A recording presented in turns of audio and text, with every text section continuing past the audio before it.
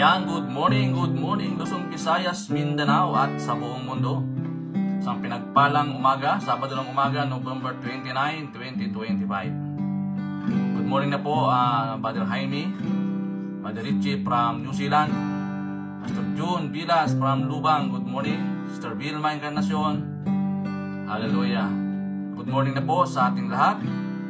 Sister Jocelyn, good morning, hallelujah. Purihin po ang Panginoon sa umagang ito. Truly God is good. Ayan, keep on tagging po mga kapatid. Share po natin sa ating pong mga kakilala, kaibigan, kapatid, no? Para sila po ay makapakinig ng ating pong daily vibrant words sa araw na ito. Good morning na po, Kuya Buyit from Riyadh, Saudi Arabia. Sister Leona Silva, good morning. Ayan, Sister Emily, good morning po. So bago tayo mag-umpisa, tayo po ay umawit sa Panginoon. Alayan natin siya ng papurit pagsamba sa umagang ito. Because He deserved the glory. He deserved the honor and thanksgiving. Hallelujah in Jesus' name. Yes, Lord. Hallelujah. Praise the one who set me free. Hallelujah. Death has lost its grips on me. You have broken every chain. There's salvation in your name, Jesus Christ, my living hope. Hallelujah. Praise the one who set me free. Hallelujah. Has lost its grips on me. You have broken every chain. There's salvation in your name, Jesus Christ, my living hope. How great a chasm that made between us.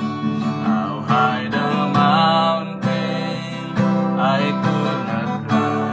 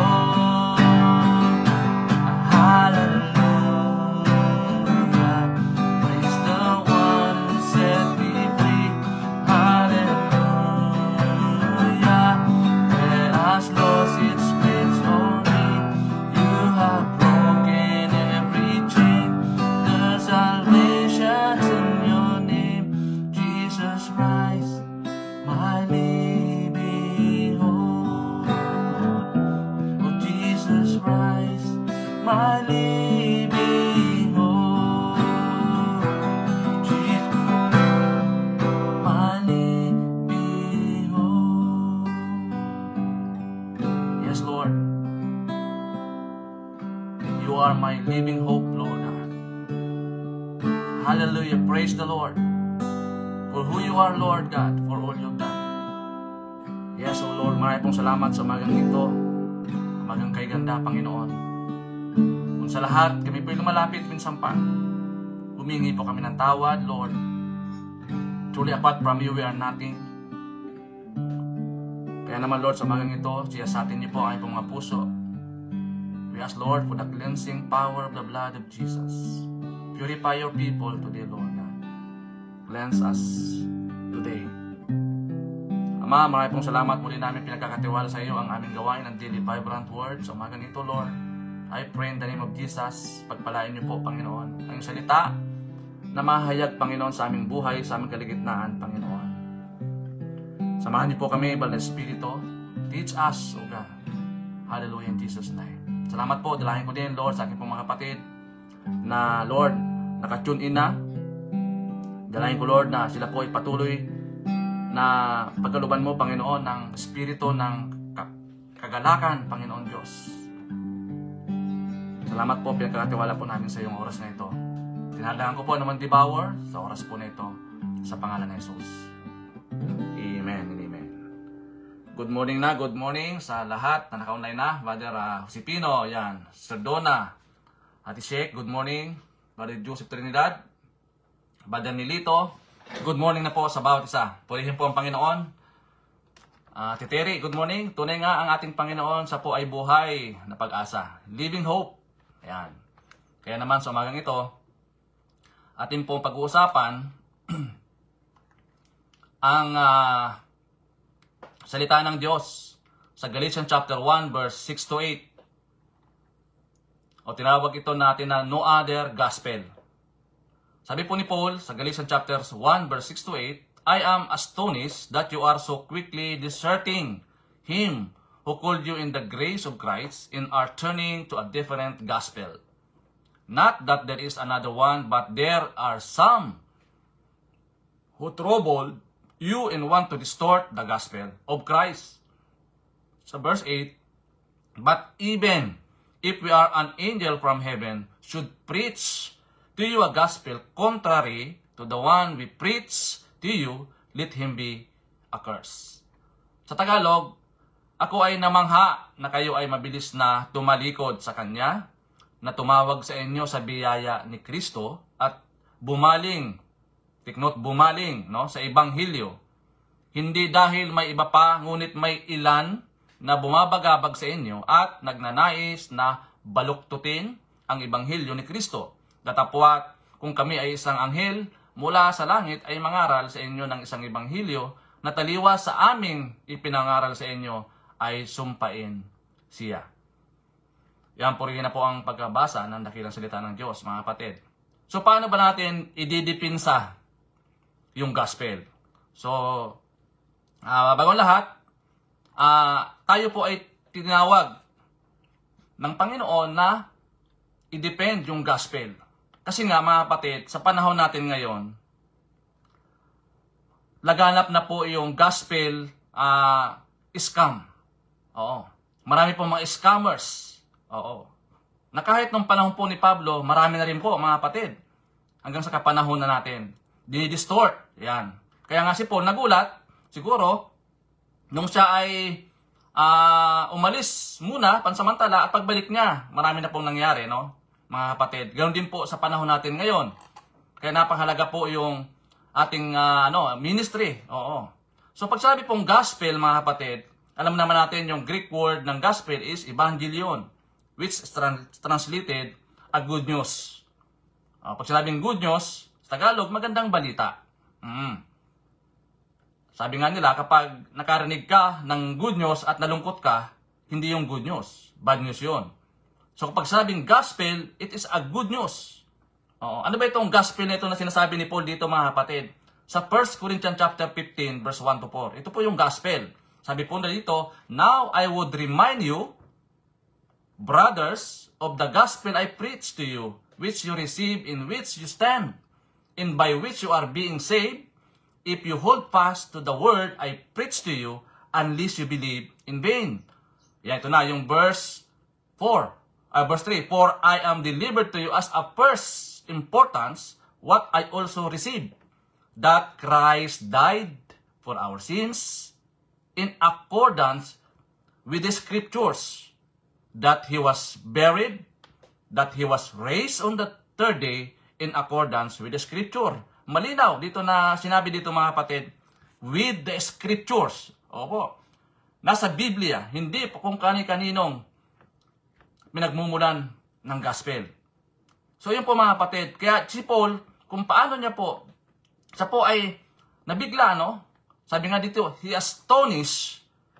Kasi nga, yung pagbalik niya, ano nangyari?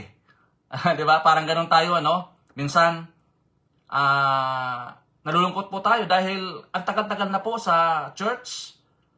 Pero sa isang iglap, nahatak pa. Oo, naligaw pa ng mga false gospel. Ito mga kapatid, very alarming ito. Sabi ko nga, oo. Kasi nga, even the elect ay target po ni Satan. Kaya nga pag sinabing gospel, ito po yung Magna Carta ni Jesus. Ito po yung Magna Carta ng Panginoon, mga kapatid. Kaya hindi po pwede kung ano-ano na lamang ang ating paniniwalaan. Kaya nga si Paul dito, mga kapatid, talagang dinidipinsa niya. Oo, yung tamang gospel. Yung evangelion, yung good news. Oo, mga kapatid. Kasi marami pong naglipana, oo, dito, na nagpapahayag. Kaya nga ito po yung pagkatawag sa atin para idepensa yung tamang gospel. Opo, ito po yung tamang gospel. To defend the gospel, ibig sabihin, not meant fighting people. Hindi po ito para makipag-debate tayo, makipag-away tayo, no? Meron pa akong dati na narinig, no? O kaya nakausap, na kapag hindi kayo sumama sa amin, hindi kayo maliligtas. Sabi ko nga, yung bang Biblia ninyo at Biblia namin magkaiba? Parehas lang naman ang Bible natin binabasa eh.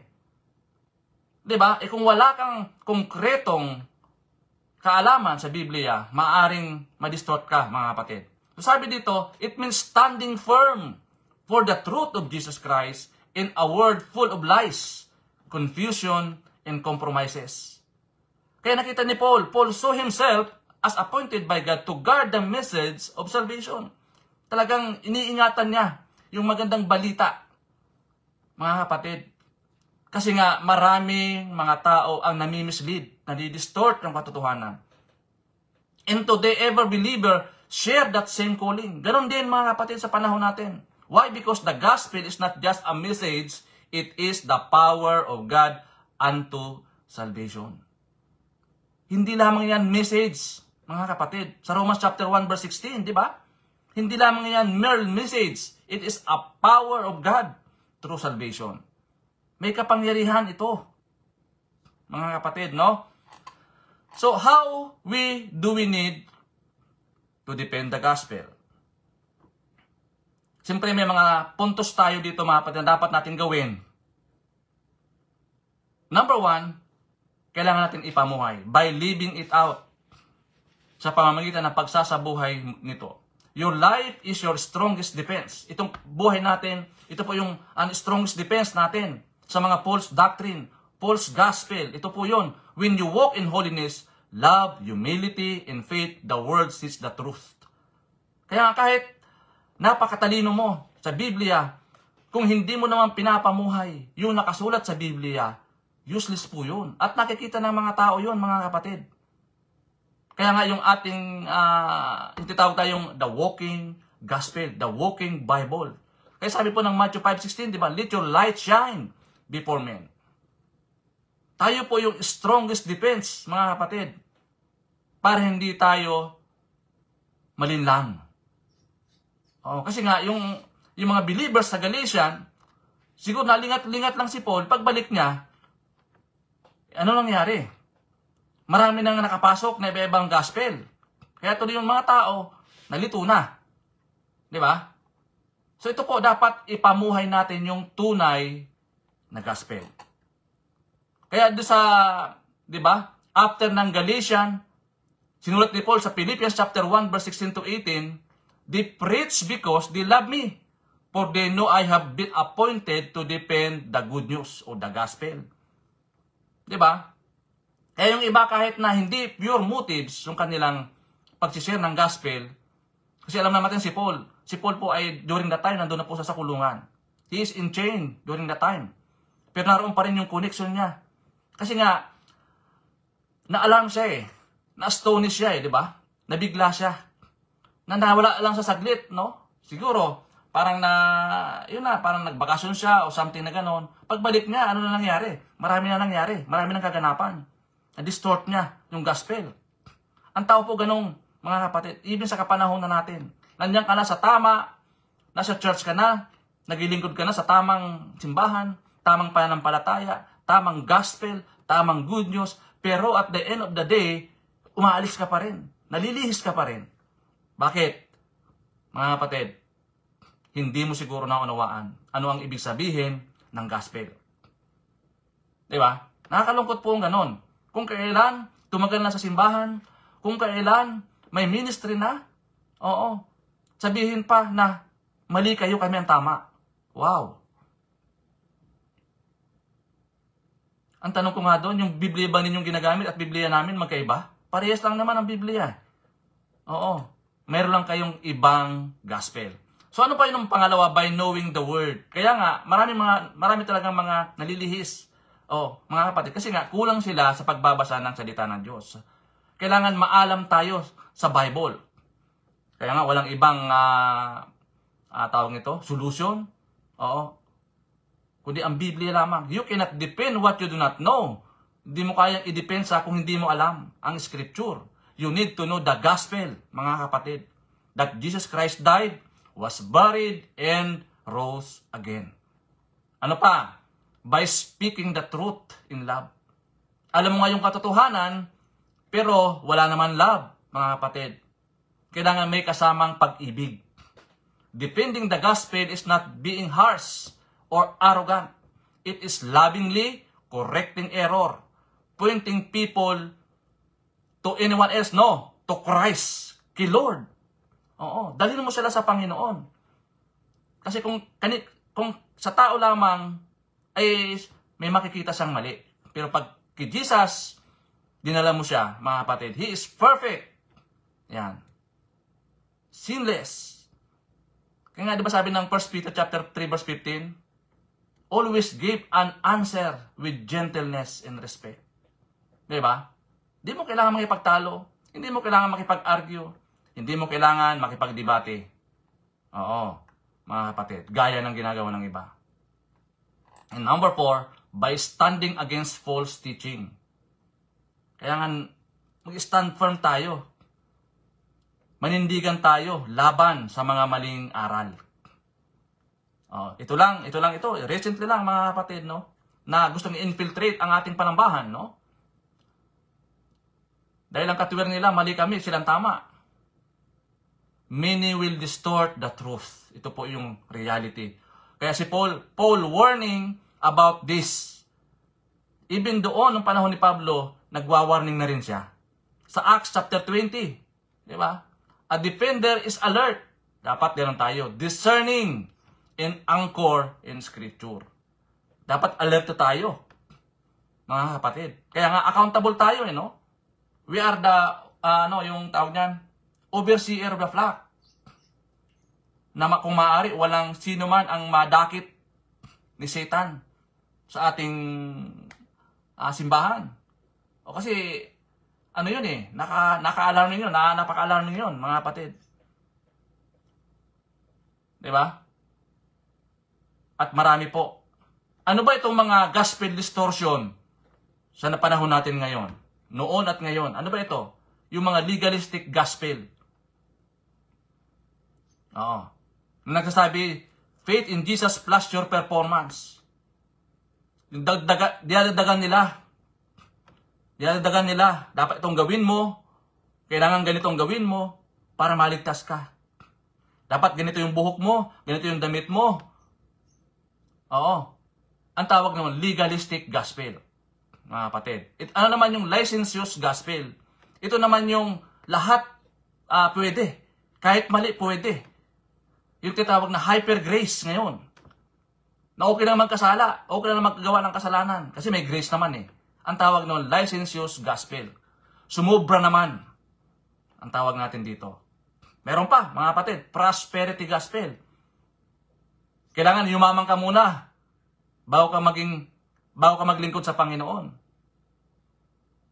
Nakalimutan natin, ang kayamanan, nagmumula yan sa Panginoon. Hindi yan sa atin. kay Lord yan ang galing. Kaya ang main goal niyan, become rich, enrich. Kaya kita mo sa panahon natin ngayon. Oo, may 30 luxury cars, di ba? 10 luxury cars. Gusto maging famous. Di ba? Gusto maging tanyag. Pero ano nangyari? Meron pa po yung success gospel. Ito naman yung you have the power to reach your potential, but Jesus is on the second hand lamang. Kumbaga si Jesus hindi yung number one na gumagawa o nagpo-provide. Pangalawa lamang si Jesus. Di ba? Iyan yung me first before God.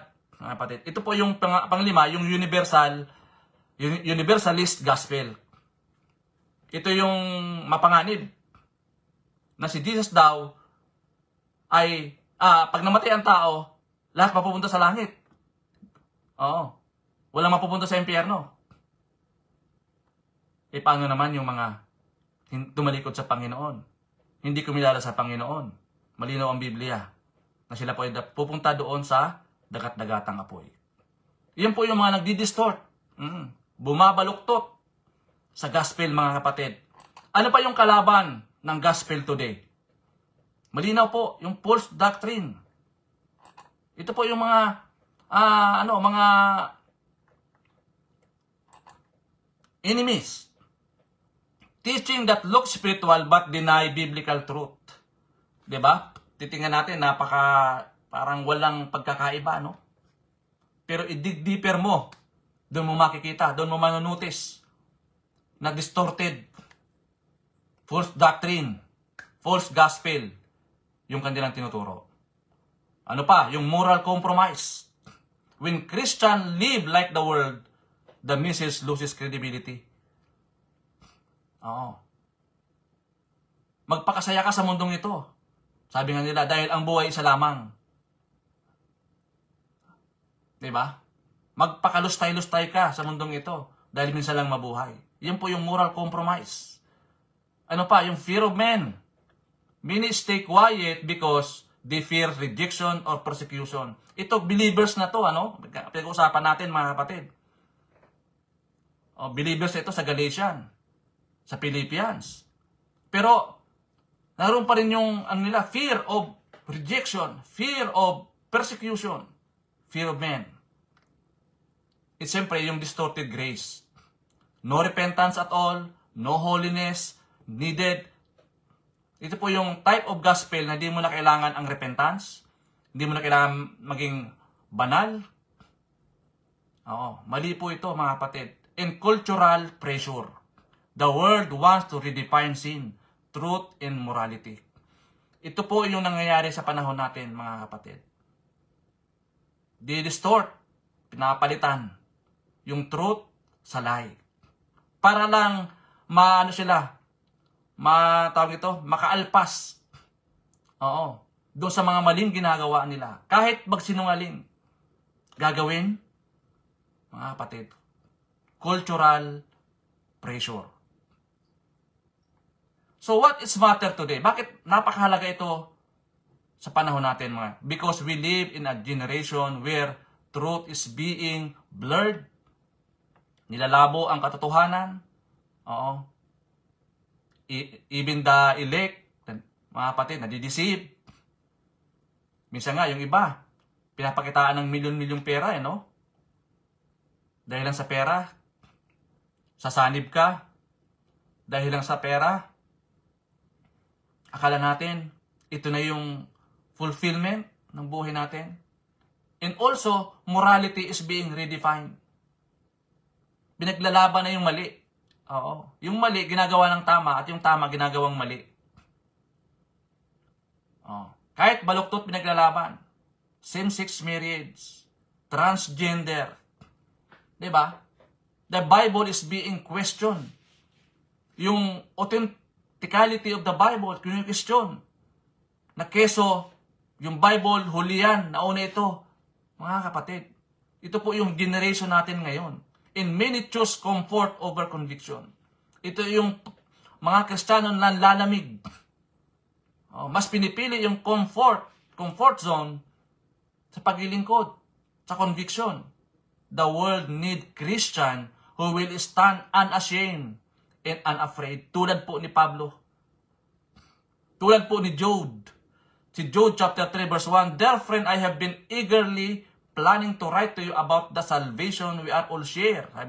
Sabi po ng Jude chapter 3 verse 1, But now I find that I must write about something else. Sabi niya, urging you to defend the faith or the gospel that God has entrusted once for all the time to His holy people.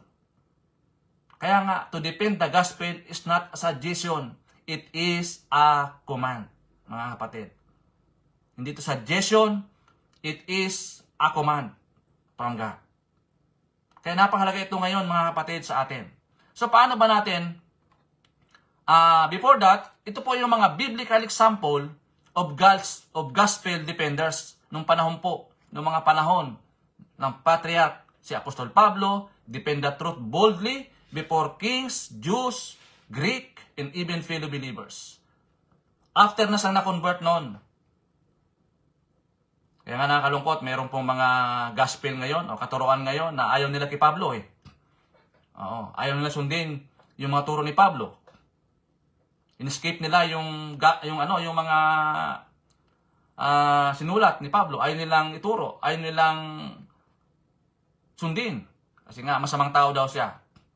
Sino pa ito yung mga martir? Yung mga example, biblical example, na pinaglaban talaga ang gospel. Si Stephen spoke the truth even when it cost his life. Sa Acts chapter 7. Oo. Na kahit sa po ay binabato, naroon pa rin yung kanyang bukang bibig. Oo.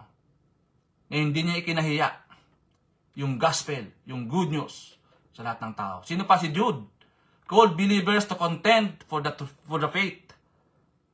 And also, siyempre, walang iba kung ang ating Panginoong Jesus. Jesus Himself confronted false teachers and defended the kingdom with authority.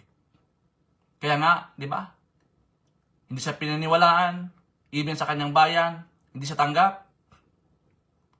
Pero, even sa kanyang huling hininga, tayo pa rin yung kanyang inisip. In a generation today, meron po mga kapatid natin, kaya lang sila po ay namatay na. Yun lang yung September, di ba? Si Charlie Kirk. Ito po, kaya nga nagrema ito hanggang ngayon eh. Pinag-uusapan, kahit nawala na siya, kung paano niya po dinidipinsa ang gospel. Di ba? Throughout the world, mga kapatid. Wala siyang sinisino. Oo. Kaya lang, maaga silang namamatay eh. Marami pa po. Oo. Yung isang Pakistan, di ba? Pakistanin dati, namatay na rin yun. Maaga lang silang namamatay. Pero, hanggang sa kamatayan po nila, di mo sila nakitaan na i-traitor yung gospel. Kundi, idinipinsa nila yung katotohanan sa mga tao. Kaya hanggang sa ngayon, di ba? Mga kapatid, itong mga taong ito ay pinag-uusapan. So, paano natin i-apply, mga kapatid, ang bawat na ito? Paano natin i-apply ang lahat ng ito? Number 1, be faithful in your daily devotion. I urge you, mga kapatid. Kaya nga ito po, araw-araw po tayo, meron po tayong daily vibrant word, 5 o'clock in the morning. Daily devotion is one of the strongest way to defend the gospel. Because a believer who stays close to God will stay close to the truth. Mga kapatid. Kaya marami pong nadadakit na mga maling katuruan eh. Kasi kulang sila sa devotion. Masyado nilang ina-underestimate. Masyado kasing maaga yan eh. Masarap matulog eh. Di ba? Be faithful to your daily devotion. Number 2, guard your heart and mind. Bantayan mo ang puso mo at ang iyong isipan. The enemy attacks through lies, temptations, and distractions. Fill your mind with scriptures, not worldly influences. Sabi ni Solomon sa Proverbs, guard your heart above all else. Kasi nga, deceptive po yung puso po natin. And number 3, preach and share the gospel boldly. Yan. Huwag tayong mahiya. Huwag tayong matakot. To your family, kung ang iyong pamilya wala pa sa Panginoon, ikaw pa lang ang nauna, unahin mo na muna sila. Mga kapatid, unahin na muna sila. Ano pa, kaibigan po natin, mga friends natin, ano pa, mga kaklase po natin. Kaya ngayon, meron na po mga titawag na campus evangelism ngayon, no? Sa mga schools, mga kabataan, ang engaged dito. Mga co-workers, katrabaho po natin, speak up when God opens the door. Huwag na tayong mangimi. O magdalawang isip na i-share ang gospel sa kanila. Mga kapatid, napaka-easy lang naman. Di ba sabi nga po ng Mark 16:15, go into all the world and preach the gospel. Tayo, unahin muna natin yung family natin. Kasi kung naniwala po mga kapatid, marami pa pong mga kapamilya natin na hindi pa nabuborn again. Marami pa. Mga kapatid. And number 4, be rooted in a local church. Kaya nga po, nakakalungkot minsan na mayroon pang maririnig na hindi ko kailangan ng simbahan kasi nagpe-pray naman ako sa bahay. Okay naman yon. Nagkumakanta naman ako sa bahay. Hindi ko na kailangan ng church, ang local church, hindi ko na kailangan. Nakakalungkot po yung minsan pag narinig mo sa tao. You cannot defend the gospel alone. Tandaan mo. Tandaan natin na you cannot defend the gospel alone. You need spiritual covering. In teaching and accountability. Kaya ngayon, di ba yung accountability group, napakahalaga po yan, mga kapatid. Ang tawag ng spiritual covering. Be faithful in attending church, joining Bible studies, and serving with others. Kasi nga po, meron tayong tungkulin, mga kapatid. Kailangan, nag-i-involve tayo sa ministry. Kaya nga, ministry yan eh. Di ba? Kailangan, meron tayong ministry sa ating panambahan. May involvement tayo sa Great Commission, sa pagpapalaganap ng Ebanghelyo ng Kaligtasan. Hindi lamang kampante tayo sa ating tahanan. Sabi nga dito, you cannot defend the gospel alone. Ayan. So, question to consider. Ayan, mga kapatid. Number 1, do people see the gospel to the way I live? Ito po, medyo may hirap ito, no? Sabi dito, nakikita ba ng mga tao ang ebanghelyo, ang gospel, sa paraan ng pamumuhay ko? Kasi marami po talagang natitisod. Lalo na sa pamilya. Kasi ang pamilya, titingnan ka niyan. Bawa ikaw pa lang ang born again, yung tatay pa lang born again. Tapos hindi nakikita yung pagiging born again niya. Paano mo nga madala yung asawa mo, yung mga anak mo sa church na ikaw mismo hindi nakikitaan yung pagiging born again? Kailangan ipamuhay po natin. Bukang bibig natin na sinasabi na tayo binago na ng Panginoon, lakaran mo yung pagbabago. Yes, may mga battle, may mga warfare. Pero sa tulong ng Panginoon, talaga mapagtatagumpayan po natin, mga kapatid. Hindi po pwedeng tumagal ka dyan sa posisyon na yan. Kaya tuloy, nangyayari, nakukompromise.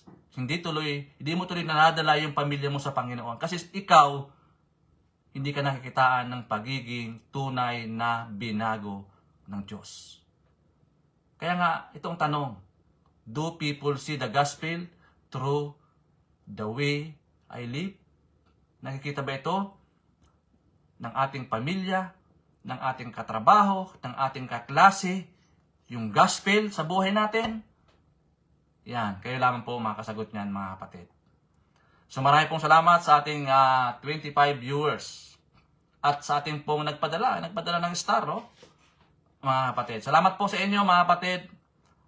Purihin po ang Panginoon sa umagang ito. Yan, patuloy po tayong maglingkod sa Panginoon. Patuloy natin idepensa ang gospel, mga kapatid. Tulong-tulong po tayo. Mas marami, mas maganda. Kasi nga, si Satan ay kumikilos. Yan, huwag tayo magpagkampante. Dito nga, yung tinalakay natin sa Galatians ito, mga believers ito. Mga kapatid. Kaya minsan nagugulat din tayo. Ito lang recently sa ating po, di ba? Ito nabanggit na din po ito ni Pastor Persius nung kanyang devotion nung nakaraan na gustong i-infiltrate yung ating church. May mga pumapasok na walang ibang desire kundi i-infiltrate, i-distort. Mga kapatid, napaka-alarming ito. Kaya tayo po, mapagmatsyag po tayo sa lahat ng bagay. We are responsible, we are accountable, no? Sa ating pong Panginoon, mga kapatid. Oo. Kaya mapagmatsyag po tayo, mga kapatid. Tulong-tulong po tayo. Yan, Pastor Remy, good morning po. Sister Sarah, yan. So maraming po salamat mga kapatid sa araw po na ito. Dalangin ko sa umagang ito ay pagpalain tayo ng Panginoon. Samahan tayo ng Panginoon, Lord, sa araw po na ito, Panginoon. Lord, strengthen my heart to stand for the truth. Give me discernment to recognize false teaching, false gospel, and help me to proclaim boldly your gospel, Panginoon, sa mga tao. And make us humble to speak the truth with love, Lord. And make me a faithful, fruitful defenders of your truth, of the gospel. Let my life, my words, and my action honor you, Lord. Use me to protect the purity of your church and advance your kingdom here on earth. Lord, salamat po sa umagang ito. I pray also, Lord, sa akin po mga kapatid, Lord, na meron po mga pinagdadaanan. May mga battle sa kanilang mga puso, mga kapatid. Sa pangalan ni Jesus, kakatiwala ko po sa iyo magpalang kamay. Lord, salamat po. Ganun din, Lord, sa akin po mga kapatid ngayon na meron po mga karamdaman physically, Lord. Ipadalin niyo po ang kagalingan na nagmumula sa iyo. We also rejoice, Lord, sa akin po mga kapatid na nagdiriw ng kaarawan ngayong araw, anniversaries, Lord. We also rejoice, Panginoon. Nakikigalak po kami sa kanila po mga celebration sa araw po na ito. Pagpalain niyo po sila exceedingly and abundantly above all we ask or imagine according to the power that works within us, now and forever. Amen and amen. Salamat po mga kapatid. Ayan, to God be all the glory. God bless.